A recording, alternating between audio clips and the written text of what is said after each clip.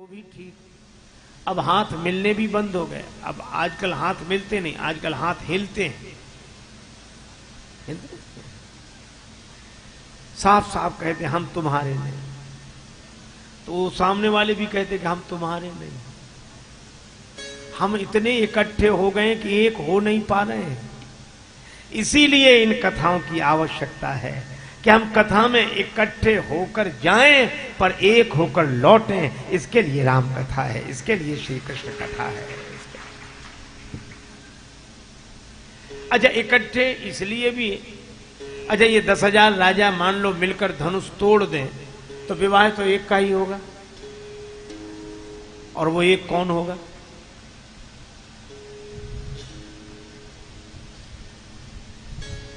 है? वो एक कौन होगा? तो ये राजा लोग बोले हमने फैसला कर लिया है। क्या फैसला किया? कहा हमने यह फैसला किया है कि पहले तो मिलकर धनुष तोड़ लो, फिर जो जीतेगा फिर बाद में लड़ेंगे, और जो जीतेगा उसी के गले में जयमाल गिरेगी। जो जीतेगा, जो तो जिन्होंने पहले ही ये फैसला कर लिया है कि बाद में तो लड़ना ही है, तो वो एक कहां है? इकट्ठे हैं। और इसीलिए श्री तुलसीदास जी ने व्यंग किया, भूप सहज 10 एक ही 12। 10,000 राजा इकट्ठे हुए, और 10,000 में व्यंग यह है कि अगर अंकों की दृष्टि से लिखा जाए तो इसमें अंक है सिर्फ एक, बाकी है 4 शून्य। व्यंग यह है कि ऐसा संगठन जिसमें हर आदमी अपने को एक समझे, बाकी सबको शून्य समझे।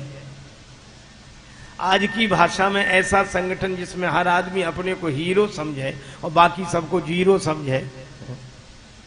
तो ऐसे संगठन से काम बनने वाला नहीं है। इसीलिए इन राजाओं से धनुष हिला तक नहीं। नमस्ते दोस्तों, तरुण मंथन में आपका स्वागत है। इस YouTube चैनल पर हम सद्गुरु के शिक्षाप्रद संदेशों को अनमोल ज्ञान के साथ साझा करते हैं। इस सफर में हमारे साथ जुड़ने के लिए जरूर सब्सक्राइब करें और हमारे वीडियो को लाइक और शेयर करें। धन्यवाद। पर ऐसे समय में कोई बुद्धिजीवी होता है जो चिंतन करता है, और महाराज जनक वयोवृद्ध हैं, महाराज जनक ज्ञान वृद्ध हैं। महाराज जनक ने देखा कि जिनसे धनुष हिलना है वे तो अपनी जगह से हिल नहीं रहे हैं, और जिनसे धनुष नहीं हिलना है वे बिना हिले मानते नहीं। अच्छा, धनुष तो राम जी से हिलेगा, और राम जी अपनी जगह से हिल नहीं रहे हैं, और राजाओं से धनुष हिलना नहीं है, वे बिना हिले मानते नहीं है। और समाज में अव्यवस्था तभी पैदा होती है कि जिससे काम हो सकता है वो तो करता नहीं है, और जिससे काम नहीं हो सकता है वो बिना किए मानता नहीं है। बोलो भाई, जिससे हो सकता है वह करता नहीं है, और जिससे काम नहीं हो सकता है वो बिना किए मानता नहीं है। तो जनक जी ने सोचा राम जी खड़े हो जाएं तो धनुष उठ जाए, पर धनुष खड़ा, धनुष उठे कैसे? का राम जी खड़े हों, का राम जी कैसे खड़े होंगे? का लक्ष्मण जी खड़े हो जाएं तो राम जी अभी खड़े हो जाएं। तो राम जी बड़े भैया हैं, लक्ष्मण तो छोटे भैया हैं, तो लक्ष्मण जी के खड़े होने से बड़े भैया क्यों खड़े हों? का इनका एक संबंध है।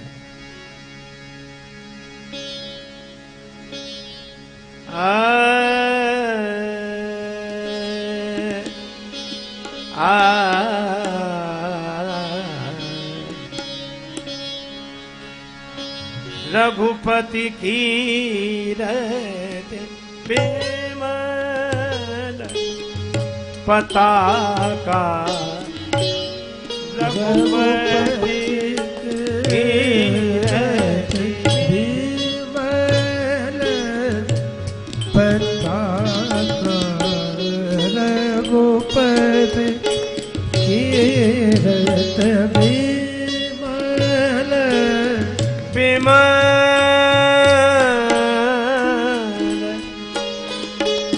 पता का दंड समान भयऊ जस जाका रघुपति की रहते रघुपति की रहते रघुपति की रहते। राम जी का यश झंडे के समान और लक्ष्मण जी का चरित्र डंडे के समान। झंडा आस्था का स्वरूप है और डंडा व्यवस्था का स्वरूप है। ये दोनों साथ, झंडा कितनी महान हो कितनी पूज्य हो, डंडा न लगा हो आकाश में लहरा ही नहीं सकता है। जनक जी ने सोचा कि डंडा खड़ा हो जाए तो झंडा अभी लहरा जाए। तो डंडा खड़ा हो कैसे का, दो चार क्रोध की बातें करो अभी डंडा खड़ा हो जाए। तो जनक जी बोध में रहते हैं लेकिन ऐसे बोले जैसे क्रोध में बोल रहे हो। बोले वचन रोष जनुसाने और बोले क्या, अब जन को माखे भटमाने, कोई अभिमान न करे कि हम वीर हैं। और ये कहकर देखा किधर, लक्ष्मण जी की तरफ असर हो रहा है कि नहीं। भाई बोलने वाला तो जिसके लिए बोलता है उसकी तरफ देखता है कि असर हुआ कि नहीं। एक गांव में एक महात्मा गए, एक विचित्र आदमी उनके उसके महात्मा जी के पीछे पड़ गया। बोले महाराज चेला बना लो, दीक्षा दे दो। समझाया संत ने कि चलो भगवान का नाम लिया करो, दीक्षा हो गई। दीक्षा शिष्य बनते ही बोला कि अब हम शिष्य हैं तो हमको कुछ सुनाओ। तो गुरु जी ने कहा कि बेटा राम राम किया कर। अरे कहा ये तो साधारण बात है, ऊंची बात। तो गुरु जी ने कहा कि रामायण बोले, भागवत राम, ये सब ऊंची। गुरु जी भी समझ गए कि चेला नहीं गुरु ही मिला है। तो गुरु जी ने कहा कि गीता, बोले हाँ ये कुछ चल सकता है, वही सुना। तो गुरु जी बोले गीता तो कल सुनाएंगे, आज महात्मा सुनाते। तो महात्मा का एक श्लोक में भी एक आधा हिस्सा, सर्वोपनिषदो गावो दुग्धा गोपाल नंदना, ये सभी उपनिषद गाए हैं और दोहने वाले भगवान श्री कृष्ण हैं। अर्जुन बछड़ा है, गीता ज्ञान ही दुग्ध है। ऐसे गुरु जी ने सुनाना शुरू किया। अब चेला कहे वाह वाह वाह महाराज वाह, बहुत सुंदर, बहुत उत्तम। अब गुरु जी का उत्साह और बढ़ा, सुनाते गए, एक आध घंटे बोलते रहे। बाद में गुरु जी बोल चुके, तब कहा कि बेटा कुछ समझ में ना आया हो तो पूछ लो। बोले हमें समझ में ना आया, हमें आप कम समझाते हम ज्यादा समझते। गुरु जी बोले कि बस हम ही नहीं समझ पाए, तुम तो सब समझ ही गए हो। लेकिन फिर भी बोले और तो सब समझ में आया, एक जरा सी बात समझ में नहीं आई। क्या? बोले आप बार बार कह रहे थे दो गधा गोपाल नंदना, तो ये दो गधा कौन थे यह समझ में नहीं आया। दो गधा को, दो गधा। तो गुरु जी ने माथा पीटा, का उत्तर नहीं दिया। दो गधा कौन? गुरु जी बोले एक हम और दूसरे तुम, एक न सुनई एक नहीं देखा।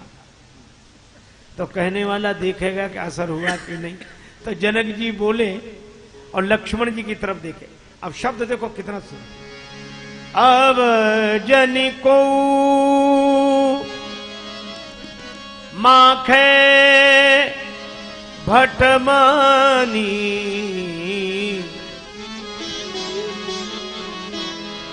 माखे,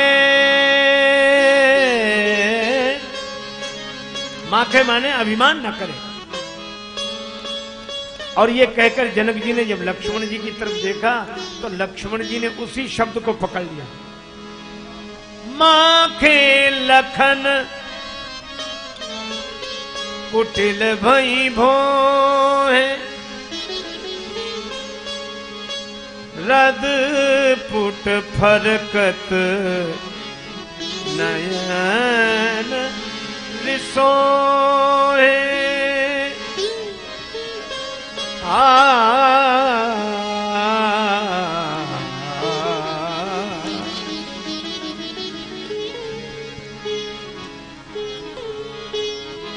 जनक जी बोले कोई अभिमान न करे। लक्ष्मण जी बोले क्यों ना करें, हम करते हैं। लक्ष्मण जी को तो राम जी का ही अभिमान है। बहुत टेढ़ी हो गई, नेत्रों में लालिमा दौड़ गई, उठकर खड़े हुए। जनक जी ने देखा, मन में बड़े खुश हुए कि अब डंडा खड़ा हो गया तो झंडा लहरा जाएगा। अभी लक्ष्मण जी खड़े। अब भैया अच्छा, एक बात आपने अनुभव की होगी, आजकल जितने क्रोधी हैं सब अपने को लक्ष्मण समझते हैं। एक सज्जन को मैं जानता हूं, इतने दुबले पतले हैं, को स्नान भी एकांत में करते हैं। एक एक नस नाड़ी शरीर की दिखाई देती, इतने दुबले। पर वो जितने दुबले हैं उतने ही बड़े अभिमानी हैं। एक दिन उनको क्रोध आ गया, तो इतना जोर से क्रोध आया, कांप रहे क्रोध में, और बीच बीच में कहे फिर हम लक्ष्मण हैं, फिर हम लक्ष्मण हैं। हमको हंसी लगी कि ये नहीं कह रहा कि हम क्रोधी हैं। क्रोध में कांपे, हम लक्ष्मण हैं। अरे हम कह रहने दे, तेरे ही जैसे होते हैं लक्ष्मण। लक्ष्मण जी क्रोध करते थे तो धरती कांपती थी। लखन सको वचन जब बोले, डगमगान मही दिग्गज डोले। हमने कहा तू तो स्वयं कांप रहा है। मैं तो कहता हूं लक्ष्मण जी से अगर कोई क्रोध करना सीख ले तो जीवन धन्य हो जाए। कैसे? लक्ष्मण जी को क्रोध तो आया, लेकिन क्या क्रोध में बोलने लगे तुरंत? ना। कहीं न सकत रघुवीर डर लगे वचन जनु बाण। जनक जी के वचन बाण की तरह तो लगे, लेकिन लक्ष्मण जी राम जी के डर से नहीं बोलते। क्या अद्भुत उदाहरण है। जब क्रोध में भगवान का डर बना रहे, क्रोध में भगवान का डर बना रहे, तो क्रोध के कारण कोई अमंगलकारी कृत्य नहीं होगा। और बोले बिना रहा नहीं गया, तो नाई राम पद कमल से। हम कैसे कहेंगे? लक्ष्मण जी जोश में हैं कि होश में? वे कहते हैं बात बाद में करूंगा, पहले राम जी के चरणों में प्रणाम कर लो। नाई राम पद कमल सिर, राम जी के चरण कमलों में प्रणाम करके बोलते हैं। आज तक किसी ने क्रोध में कहा कि पहले भगवान के मंदिर में प्रणाम कर आए फिर तुमसे बात करें? यह लक्ष्मण जी। और बोले क्या? कही जनक जस अनुचित बानी, कही जनक जस अनुचित बानी, कही जनक जस अनुचित बानी। विद्यमान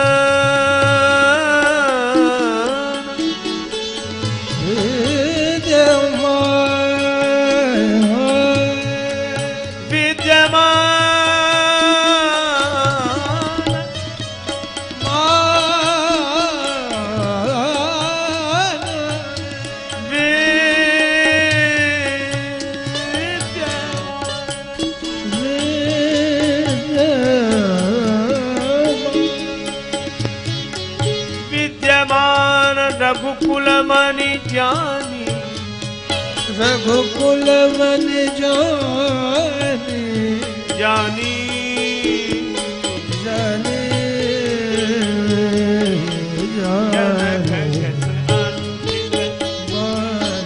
कही जनक जस अनुचित, जस अनुचित जस।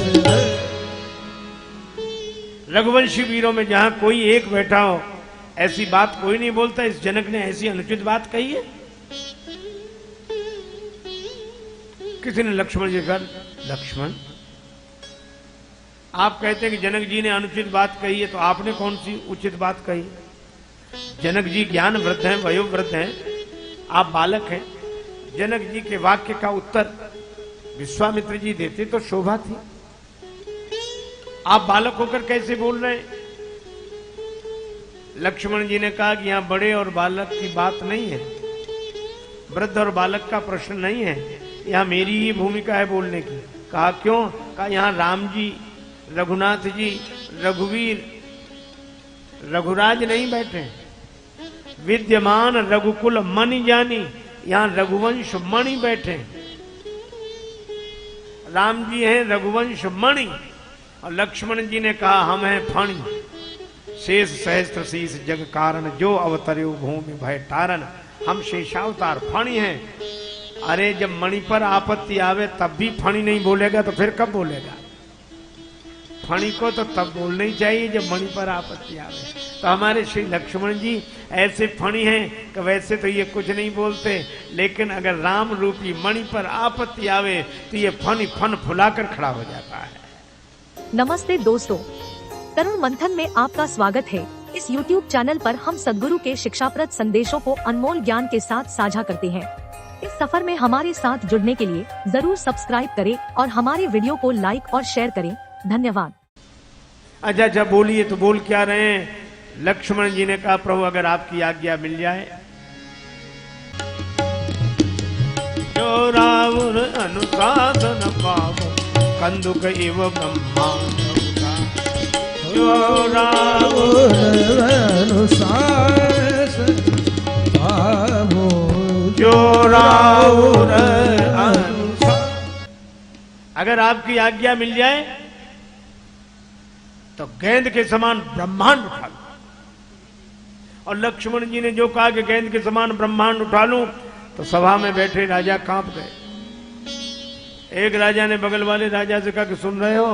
दूसरा बोले क्या? अब तो ब्रह्मांड ही उठ रहा है तो अपना क्या होगा? तीसरा राजा बोला ब्रह्मांड में कौन अपन अकेले ही उठेंगे, जो सबका होगा सो अपना होगा। चौथा राजा बोला कि हमने तो पहले ही कही थी कि घर चलो। जनक जी भी कह रहे थे तजवास निज निज गृह जाओ, हमने पहले ही कही थी घर चलो। अब यहां बैठे हैं तो आ गई मुसीबत। तो पांचवा राजा बोला क्यों रे, तेरा घर कोई ब्रह्मांड से बाहर है? पहला राजा बोला यहां तो सब इकट्ठे हैं, तो जो होगा सबके साथ होगा। और फिर एक बात यह भी है, क्या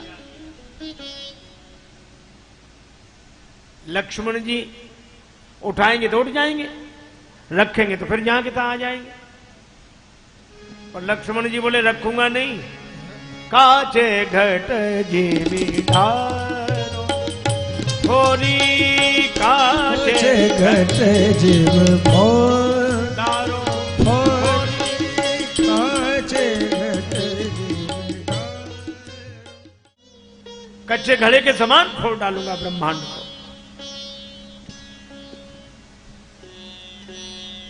बस बस राजकुमार, ब्रह्मांड को ही फोड़ डालोगे तो हम सबकी क्या दशा होगी? लक्ष्मण जी बोले चिंता नहीं, क्योंकि बनाने वाले भी तो बगल में बैठे हैं। लव निमेष ब्रह्मांड निकाया, रचई जास अनुशासन माया। अच्छा यहां एक संकेत बड़ा सुंदर है। घड़े की तरह तो ब्रह्मांड को लक्ष्मण जी फोड़ रहे हैं, पर पके घड़े की तरह नहीं, काचे घट जी में, कच्चे घड़े की। क्योंकि कच्चा घड़ा फूटे तो उससे कुछ बनता भी है, और पक्का तो टूटता है फिर उससे कुछ बनता नहीं। तो ब्रह्मांड फिर भी बनाना है। किसी ने कहा कि बात धनुष की हो रही है, आप ब्रह्मांड की बात कर रहे हैं। कुछ लोग जरा ज्यादा ही समझदार होते हैं। एक आदमी रेलगाड़ी में बैठा और अपनी गठरी सिर पे रखे। किसी ने कहा कि रेल में बैठे तो गठरी सिर पर क्यों रखे? तो कहने लगा पूरा वजन रेलगाड़ी पे नहीं, कुछ तो अपने ऊपर भी होना चाहिए। अब इससे ये पूछो कि सिर पे गठरी रख भी ले तो क्या वजन रेलगाड़ी पे नहीं है? जब लक्ष्मण जी ब्रह्मांड ही उठा रहे हैं तो धनुष कहीं अलग रखा है? पर कहा नहीं, धनुष के बारे में बात करो। तो लक्ष्मण जी बोले सुनो, कमल नाल जिमि चाप चढ़ावो, कमल नाल जिमि चाप चढ़ावो, जो जन सत प्रमाण ले धावो, जो जन सत प्रमाण ले धावो।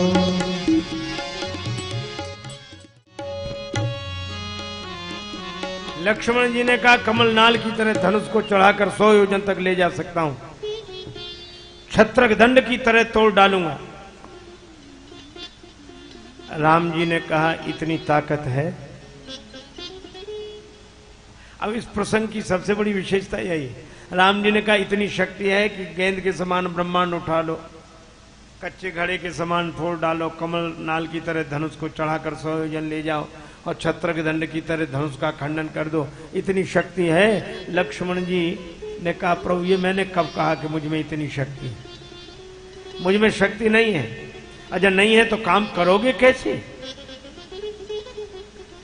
ये तो वैसी बात हुई जैसे कोई कहे कि आज यह भी खरीदेंगे, आज यह भी खरीदेंगे, दुकान बड़ी अच्छी है, सामान बहुत बढ़िया बढ़िया है, दुकानदार कहे कि जेब में पैसे हैं, पैसे जेब ही नहीं है तो खरीदोगे कैसे?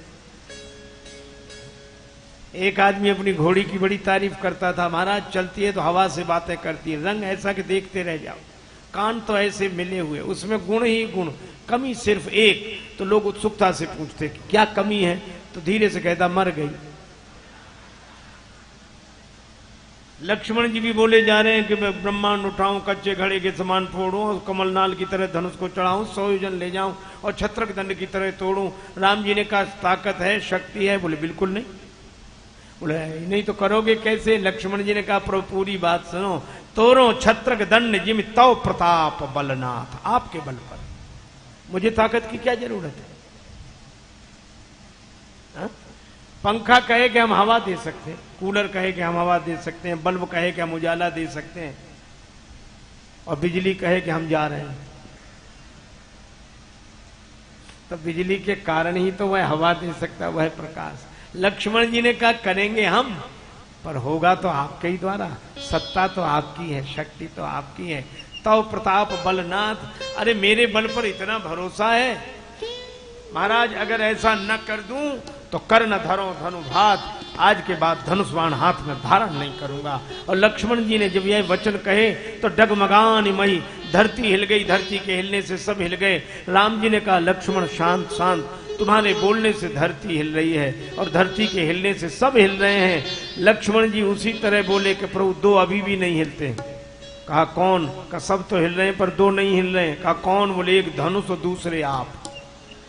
न धनुष अपनी जगह से हिलता है, ना आप अपनी जगह से। और सूर्योदय अगर देर से हो तो किसे कष्ट नहीं होगा। भगवान ने कहा लक्ष्मण ठीक कहते हो। तो सूर्योदय क्या है? का आपका प्रभाव ही सूर्य है और ये धनुष ये अंधकार है, चाप तम भारी, और आपका प्रभाव रूपी सूर्योदय देर से हो रहा है। उसे तो हो ही जाना चाहिए था प्रकट अब तक। राम जी ने कहा कि लक्ष्मण बात तुम्हारी ठीक है, पर सूर्य भी किसी की प्रतीक्षा करता है।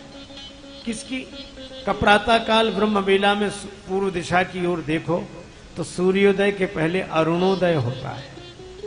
अरुणोदय सकुचे कुमुद, पूर्व दिशा में लालिमा छा जाती है तो लोग समझते हैं कि अब सूर्योदय होने वाला है। राम जी ने कहा कि लक्ष्मण अगर मेरा प्रभाव सूर्य है तो तुम उस सूर्य की लालिमा हो, जब तक तुम प्रकट ना हो जाओ तब तक मेरा प्रभाव कैसे प्रकट हो जाए। और लक्ष्मण जी गर्म हो गए। श्री तुलसीदास जी कहते हैं लक्ष्मण जी वैराग्य है, भगत ज्ञान वैराग्य जन सोहत धरे शरीर। तो लक्ष्मण जी वैराग्य है, और वैराग्य गर्म अच्छा रहता है, वैराग्य ठंडा ठीक नहीं। अच्छा गुरुदेव अभी तक नहीं बोले, अब बोले। गुरुजी भी शिष्य को उपदेश तब करते हैं जब वैराग्य गर्म हो, क्योंकि है तो सही है बिनु गुरु होए कि ज्ञान, पर ज्ञान की होए विराग बिन। ये शुभ समय है, विश्वामित्र समय शुभ जानी, भोले अति स्नेहमय बानी, उठऊ राम भंजऊ चापा उठऊ राम भंजो छापा उठऊ राम भंजो राम भंजो। राम उठो, शिव धनुष का खंडन कर दो। गुरुदेव यह नहीं कहते कि प्रयास करो, खंडन कर दो, क्योंकि गुरुदेव निश्चयात्मक बात कहते हैं। राम जी समझ गए कि धनुष तो टूट गया, अब मुझे तो केवल छूना है। गुरुदेव के संकल्प में तो टूट ही गया। उठऊ राम भंजहु भव चापा। और राम जी सबसे पहला काम क्या करते?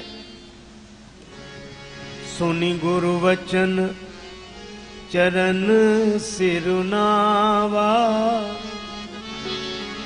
परिणाम हरस विषाद न कछूर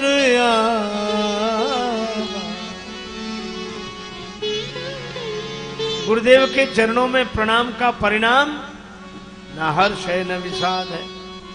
दुखेषु अनुद्विग्न मनः सुखेषु विगत स्पृहा। न मन में हर्ष न विषाद, न राग न रोष। अजय जब यह नहीं है तो यह मन में हर्ष विषाद न हो, सहजता का भाव हो, यह गुरुदेव के चरणों में प्रणाम का परिणाम है। यह प्रयास से यह स्थिति नहीं मिलती, यह तो प्रसाद से स्थिति प्राप्त होती है। अजय जब हर्ष विषाद नहीं तो दशा कैसी? सहज ही चले सकल जग स्वामी, सहज ही चल सकल सहज ही चले सहज चले सकल चले सकल चले सकल। नमस्ते दोस्तों, तरुण मंथन में आपका स्वागत है। इस YouTube चैनल पर हम सद्गुरु के शिक्षाप्रद संदेशों को अनमोल ज्ञान के साथ साझा करते हैं। इस सफर में हमारे साथ जुड़ने के लिए जरूर सब्सक्राइब करें और हमारे वीडियो को लाइक और शेयर करें। धन्यवाद। अच्छा, राम जी कैसे जा रहे हैं? मनो मंजु बर कुंजर गामी। अच्छा, सहजता में हाथी का उदाहरण क्यों दिया? शायद इसलिए हाथी की चाल में मस्ती बनी रहती, झूमते हुए जाता। अच्छा, उसकी चाल में हमेशा ही मस्ती है। पर आपने अनुभव किया होगा, हम लोगों ने गांव का जीवन जिया है, वहां ऐसे दृश्य देखे जाते हैं। गांव में एक हाथी आ जाए, गले की घंटियां टन टन बजी, बालक उत्सुक होकर हाथी देखना चाहते हैं। महावत बैठा है, हाथी को लेकर आ रहा है, पर गांव के जितने वयोवृद्ध श्रद्धालु सब हाथ जोड़कर खड़े हो जाते। अभी भी जय हो गणेश जी महाराज, जय हो गणेश जी महाराज। बच्चों से कहते हाथ जोड़ो, गणेश जी हैं, गणेश जी हैं। मुझे कभी कभी लगता है कि भारत का वैभव देखना हो तो शहरों में देखना चाहिए, और भारत की श्रद्धा भक्ति भावना देखनी है तो गांवों में देखना चाहिए।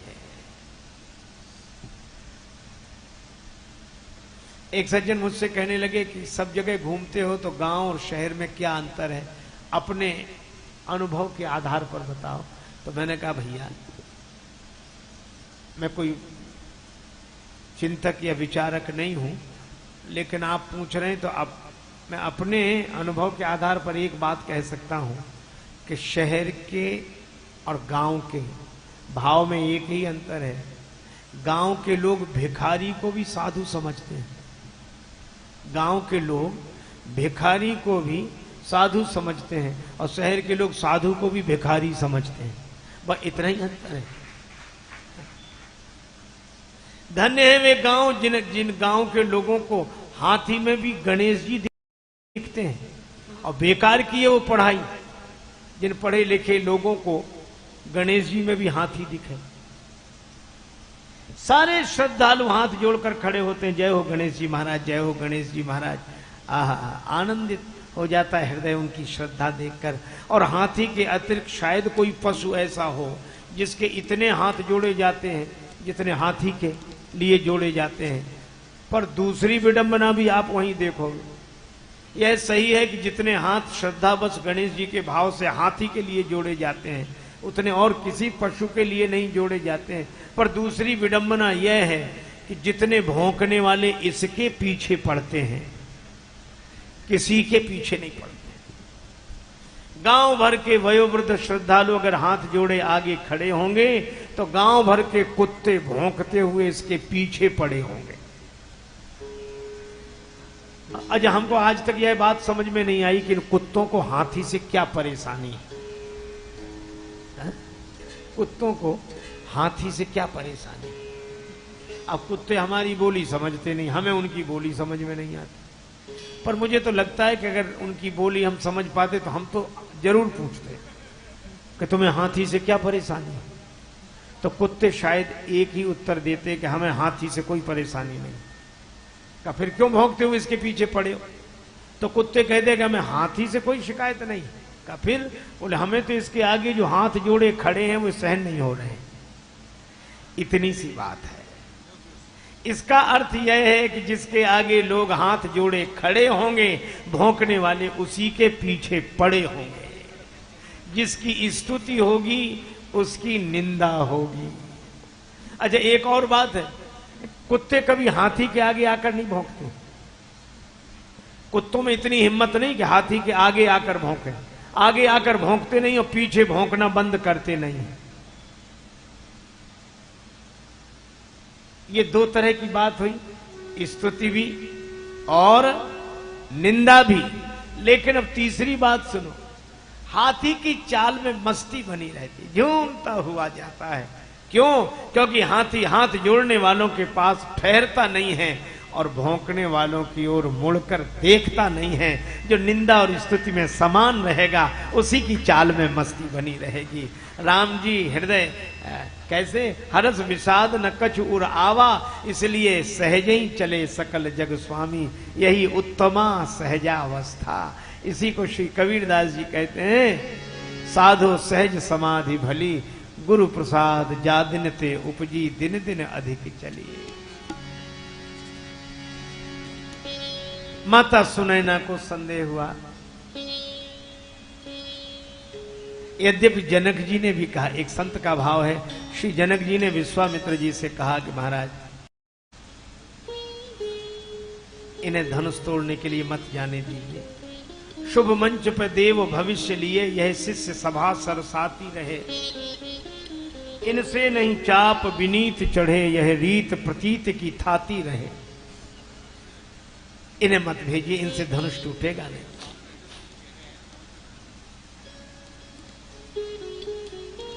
विश्वामित्र जी बोले नहीं टूटेगा तो नहीं टूटेगा, जाने दीजिए। जनक जी ने कहा कि धनुष नहीं टूटेगा तो ये उदास हो जाएंगे। मुख कमल जो अभी प्रसन्न दिख रहा है वो आह्लादित नहीं रहेगा। तो मोह सोच निराश भये, शिशु की न प्रसन्न मई दुति जाती रहे। विश्वामित्र जी ने कहा ऐसे ही सबको रोकोगे तो तुम्हारे प्रण की पूर्ति कैसे होगी? तो जनक जी आंखों में आंसू भर के हाथ जोड़कर कहते हैं, प्रण की वह पूर्ति पुजे न पुजे, यह मूर्ति सदा मुस्काती रहे।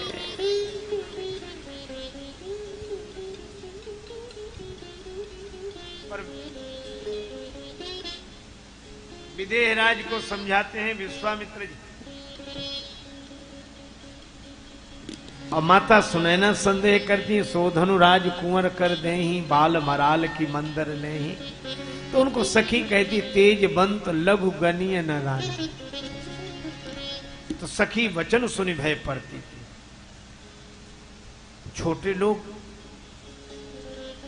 तेजस्वी हो तो उनको छोटे रूप में नहीं देखना चाहिए। रवि मंडल देखत लघु लागा, उदय तास त्रिभुवन तम भागा।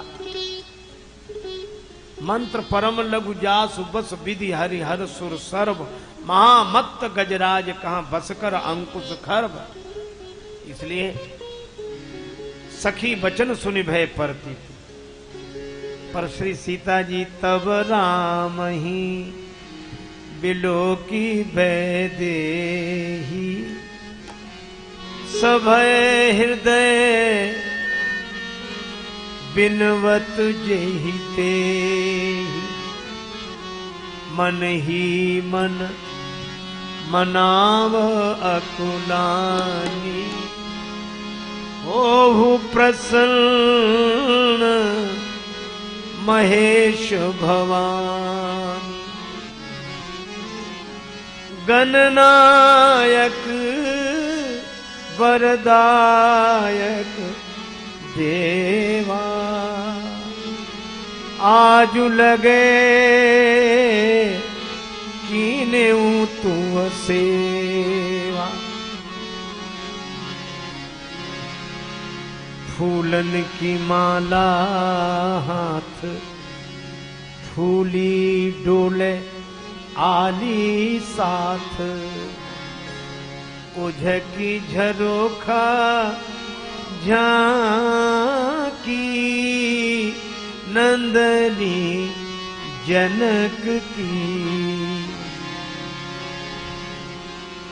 देखी के पिया की शोभा सिया जू का मन लोभा, एक टक रह गई जैसे पूतरी कनक की।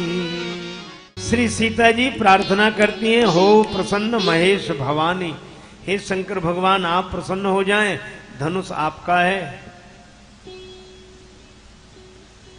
हे भवानी माता आप प्रसन्न हो जाएं, वरदान आशीर्वाद आपने दिया है। गणेश जी महाराज आप प्रसन्न हो जाओ। गणेश जी ने कहा कि हम क्या करें? श्री जानकी जी बोली इस धनुष का वजन कम करा दो। करौ चाप गुरुता अति थोड़ी।